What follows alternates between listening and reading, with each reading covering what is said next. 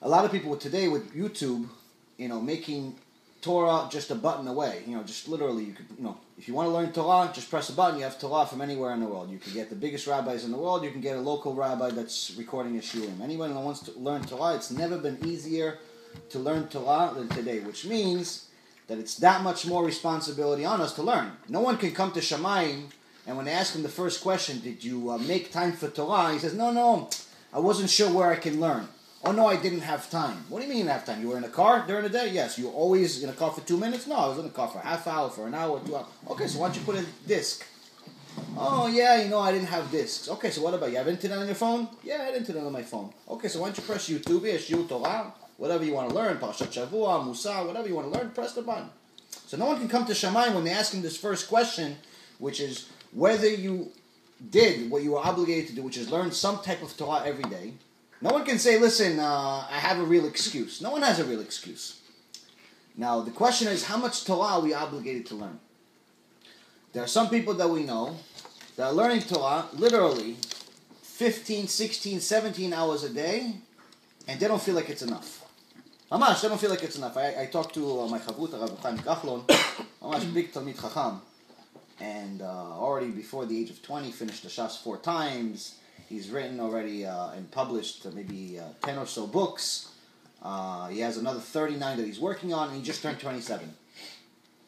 At 27 in America, people just learn how to change their own diaper. What are they for 27 years old in America? So somebody, mamash, big Talmid Chacham. So I talked to him, and he says, yeah, you know what? It's not good. I'm like, well, it's not good? He goes, I'm not learning enough. I'm learning enough. He learns 16, 17 hours a day. That's a normal day. Some days even more. So when we learn each, Baruch Hashem, we learn many times during the week, but we have a shiur kavua, we have a regular session that we've had for many years, every Thursday, which on the average we learn anywhere from 4 to 7 hours straight. And obviously with the time difference, that means he doesn't sleep. He already learned in the kollel all day. He finished the kollel. He came home, helped the wife a little bit with a few things. You have to help the wife, shlom bayit. That's it. Takes the break, starts the shiur with me, and we continue learning all the way until the next day. He goes to nets, prays, and he doesn't go to sleep once he gets home. He has to help his wife cook for Shabbat. Wow. So this is mamash Talmid Chacham. So on one hand, you're saying, okay, he's saying he's not learning enough. On another hand, you have most of the Jews in the world. If they learn 5 minutes a day, it's a miracle. So what are we really obligated? The obligation of someone is to make time to learn Torah every day, and each person has to do it and learn based on their own level.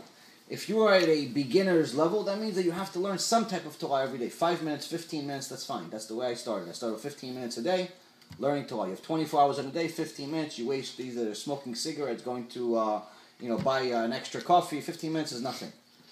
In the car, in a book, on YouTube, wherever you want. But one major obligation that you have, especially when you're a Baal Teshuva and you're new to it, is to learn something you're interested in. You're not allowed to learn, and I'm not talking about you shouldn't. I'm talking about you're not allowed to learn something you're not interested in. Why you're not allowed? Because somebody that's brand new, the Torah already is difficult for him. It's already brand new. It's already something that's completely different than everything we've ever learned in our life. So if someone's learned business their whole life, they learned about money, they learned about the world here, and you tell them, listen, Torah, Chazal, all these mystical things, all of these things about how to change our traits, how to change our personality to make ourselves better, it's completely different than the secular learning that's out there.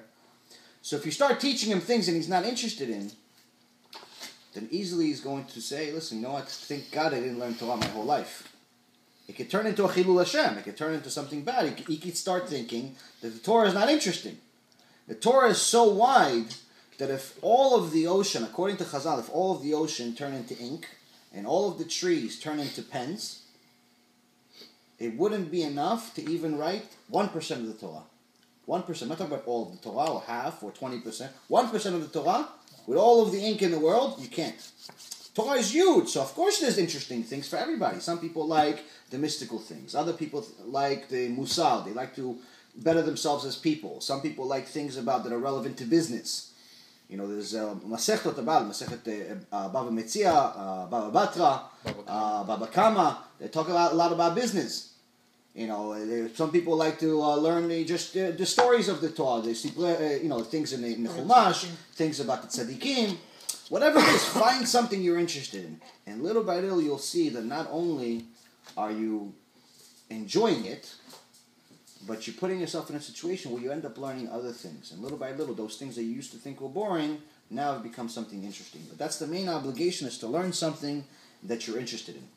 Now, what about going to shulim? A lot of people today say, listen, I learn my Torah, I watch YouTube, have a lot of the guys that, come here. Usually we used to get, more people than we have today. But Baruch Hashem, we have people every time. But some people say, listen, you know what? I'm doing a few other things. I'll watch the shiur on YouTube. Baruch Hashem, it's good. They learn on YouTube, it's good. As long as they're learning. But what's the advantage of coming to a shiur? According to Masechet Brachot, it says that most people, if they go to a lecture, and the darshan, the person that's teaching Torah, is good, knows what he's talking about, most people are not only not going to understand, but most people are not even going to remember most of what he says. It's just natural human flaw. We're not all big Talmidim Chachamim that everything you say, somebody says to you, remember every single word. Most of what people say, you're not going to remember. It's no fault of your own. It's the same thing with me, same thing with everybody. So Hashem says, listen, someone who learns Torah has to get tzchar, has to get the reward. So since they're not going to remember most of the stuff, how do you give them a reward for something they don't remember or they don't understand? So most of the tzchar, most of the reward that somebody gets for going to shiur Torah is the actual travel to the shiur Torah. Oh, so the intention. The intention, yeah, but the intention, in essence, you put into it in action, because somebody could say, listen, if it's just intention, then I could just sit at home and say, listen, I wanted to go to shiur Torah, but you know what, I got tired. That intention is flawed. So you have to put your intentions into action. A lot of Israelis say, they have an expression, ani dati balev. I'm religious in my heart. They don't keep anything. They kiss the mezuzah 87 times a day. They go to the Knesset for an hour before Yom Kippur is over. A lot like we used to do. Same thing. No different. It's not frowning upon them or making fun of them. This is just the reality that we live in today. So you can say, no, ani dati balev. I'm religious in my heart. I believe in God, but I don't feel like doing what he says. Because I don't think it's relevant to today. That's what we were talking about yesterday's lecture. Really interesting. The guys were telling me, listen, maybe it changed. Maybe the Torah changed. Right now it's 2015. We're going to 2016. Maybe keeping Shabbat without driving to shul, maybe it's not really relevant anymore. Because they didn't have cars back then.